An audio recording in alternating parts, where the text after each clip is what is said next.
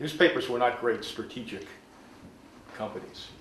So when we began to launch websites, the pressure on publishers and from publishers was tremendous to somehow make them break even immediately.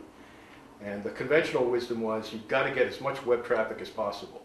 So any discussion about charging for content, which was the opportunity to set that wall up that might have prevented some of this, was a losing argument in most cases. And with very few exceptions, like the Wall Street Journal, we all went largely to a free content model, and that pretty much let the horse out of the barn.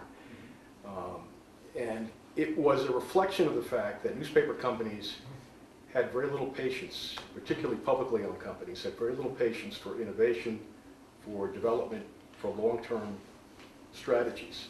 And in fact, in the 90s, when Newsday, the paper I was at then, was quite profitable, we were already beginning to hear that the profit margins of, say, 15% were not acceptable to the shareholders, and we were already beginning to make cuts while we were profitable in the product. So while what's going on now seems catastrophic to us, the truth is when newspapers were making what used to be considered respectable profit margins, some of them were already degrading the product, and that was another way of devaluing the product.